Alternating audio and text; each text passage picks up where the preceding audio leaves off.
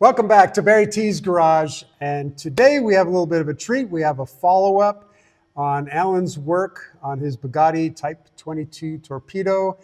It was built in 1913 and it was broken in 2024. So if you didn't see the first part of this video series, please cue that back.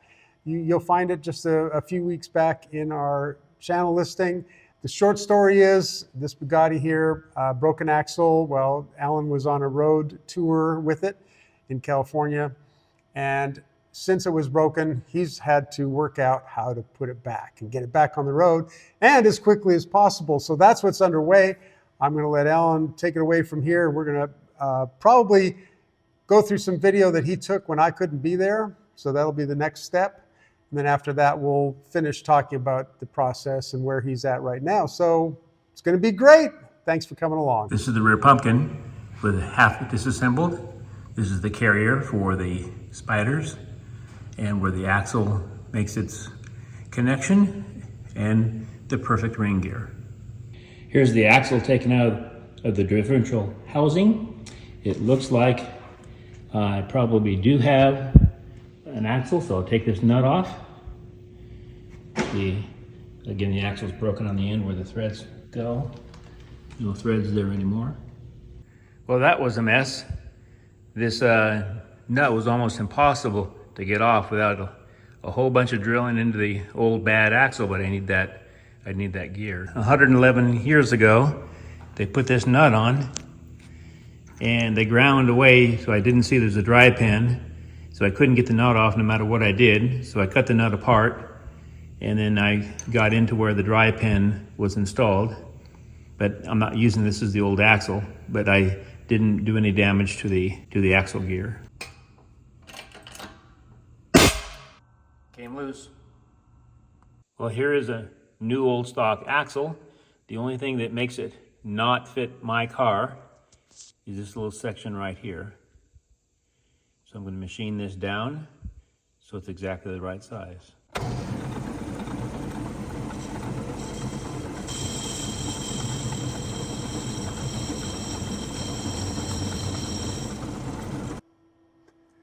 Okay, Alan, give us part two. Let's have a progress report on this car. All right. Well, this is an easy job. You're just taking an axle out, putting in another one, right?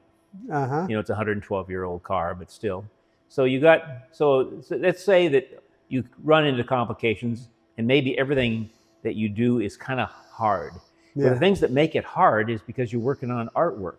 You know, this is the clamshell, which is half the rear end.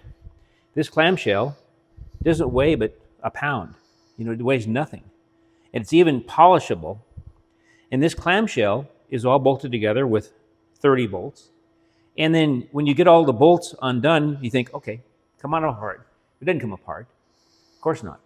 You know, it's almost got stiction keeping it together. You know, there's no gasket in it.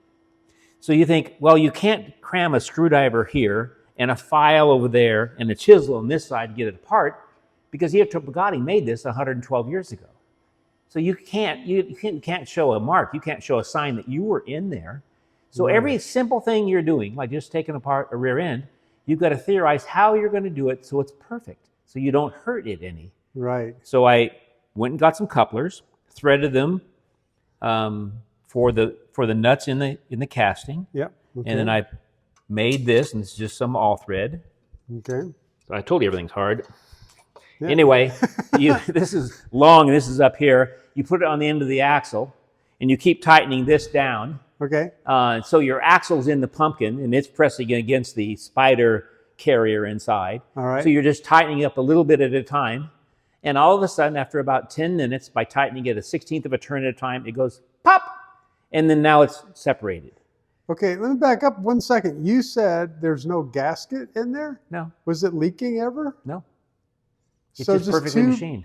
Two pieces of metal pushed together, holding grease and oil. Yeah, that's it.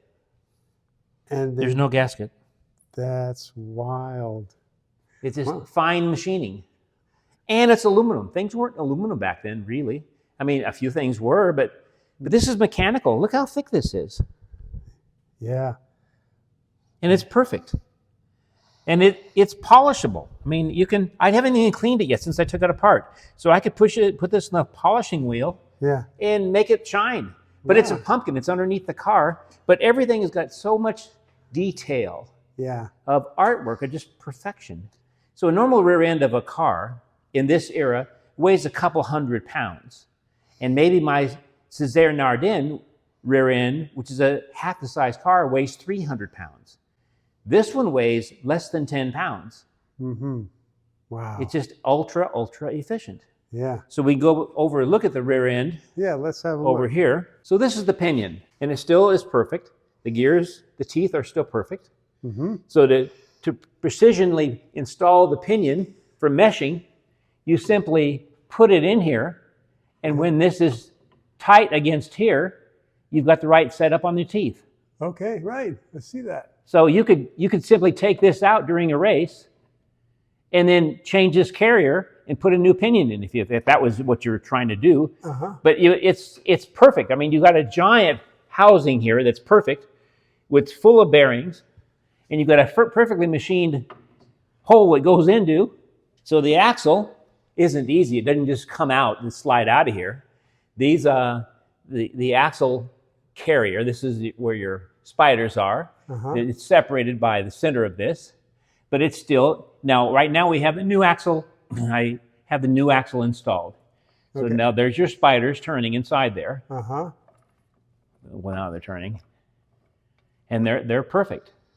Okay. And then I don't have all my bolts tight yet, but it's ready to, I'm putting it back together again now.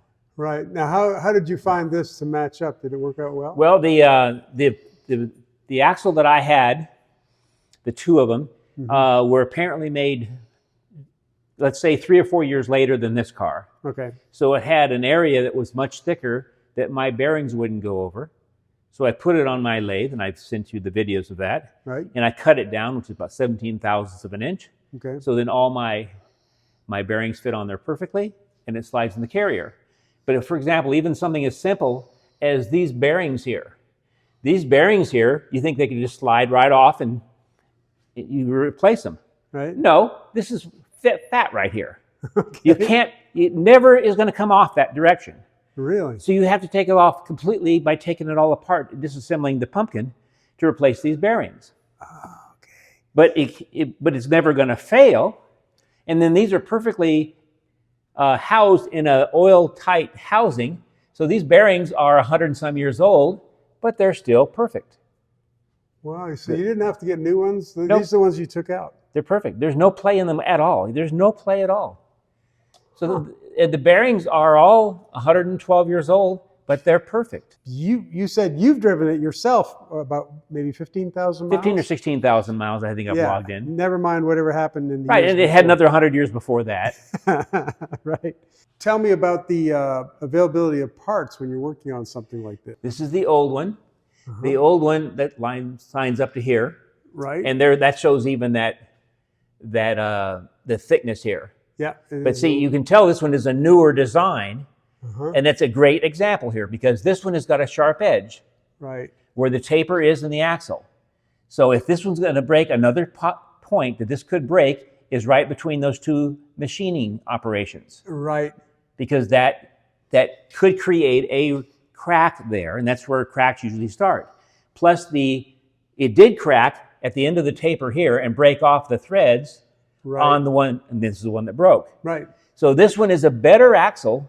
And that's why I know it's probably 2 or 3 years newer, because instead of this being a sharp rise like this one is here, it's a mound. Yeah. Also, the threads on the axle that I think is 2 or 3 years newer starts about 1/8 of an inch from where the taper left off. Right. I can actually see that. Right. Okay. The threads on the one that broke were right up against the taper. And obviously causing a failure point. Right. And also, if you look at this axle, you can see it broke right on where it was threaded. Yep. It's perfectly broke exactly where the threads were put in. Yep. Isn't that something? So the new axle has got about 50 thousandths of an inch less threaded area. So they have a finer threading on it. Yeah. And then pitch. also it's a machine thread. Okay. It's not a die thread. So when you put a die on something, it really makes sharp edges. When you machine a thread, it's a little bit more rounded. Okay. So this one's a little bit more rounded when you look at it than what this one was, and I have it, the threads are still in the other nut. Right. So you can see that there. Yeah, I see it. Okay. So but the problem with this is a metric car. And then Pietro Bugatti didn't do anything to a standard other than his standards. Right. So metric nuts and bolts in the large sizes are 16, 18, 20, 22, 24 millimeter. Okay. And those are big metric bolts. Right. And their pitches are 1.5, 2, and 2.5. But he wanted the absolute biggest thread possible on this axle. Okay. So he decided, well, the biggest thread would be 21 millimeter. There's no tap and die for 21 millimeter. No. Other than I found one tap in China 1 on eBay. So it's 21 millimeter. And also he said, because I've used less threads than I did on this one, because I didn't machine it all the way, I stopped a little bit from the edge, I want to still have the same amount of threads, I guess. Right. So instead of him going to one of the 1.5, 2, or 2.5 pitches, he went to 1.75. There's not a nut in the world that's a 21 by 1.75. Okay, so this circles us right back to my question, where do you get parts? Well, if you want an axle for a 1913 Bugatti, you go to door and hopefully you stop at my house, and I had a couple axles around. That was good until 2 days ago. Now I have one. But if you need a nut for an axle, you go to an aerospace company Okay. in England. And this aerospace company, they bought an aerospace company so they could make 110-year-old Bugatti parts. Right. It takes an aerospace company to make what Pietro Bugatti made in the chateau. Wow. But they do an unbelievable good job. I'm sure they do. So I called them last night, which is to me 3 or 4 in the morning because they're in England. Right. And I said, I believe I have a 21 by 1.75 40 millimeter flange castle nut, axle nut. They said, you mean half shaft? Okay. Yeah. Okay, half shaft. Because they know their Okay, words. okay, better words. So I said, we have 2 of them Wow. that they made. Now, they're not the same price of a nut than Ace Hardware, No. but they'll be here tomorrow or the next day. Excellent. And they're, I'm sure, machined the same way to fit this exactly. Yeah. And their flange as square as it can possibly be. Yep. So it's the perfect nut. We broke an axle on a 111-year-old Bugatti and then fixed it in a day or 2, found the parts, and it'll be running again tomorrow. What is the process you do to put things back together? I mean, is there anything special to do? Not really. You just simply put it all together completely. Okay. You make sure it's perfect when you put it all together. Right. And then you still take each piece apart. And then you decide if you're going to pin it, you're going to put a drift pin in it, you're going to put Loctite on it, you're going to decide what they did. You're going to decide what they did, and you're going to decide what you're going to do. Okay. Okay, this is the original axle.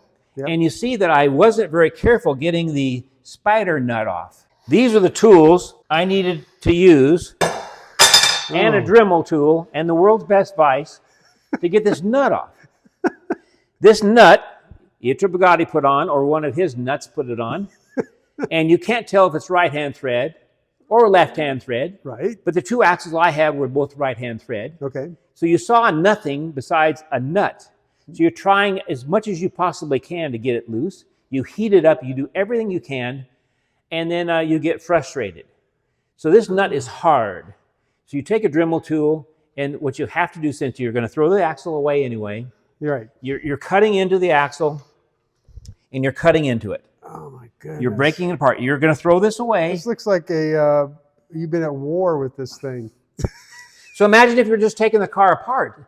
Well, you can't get it apart. So then you find, by finally cutting into it, that Pietro Bugatti, you can see over here, put a dry pin in there.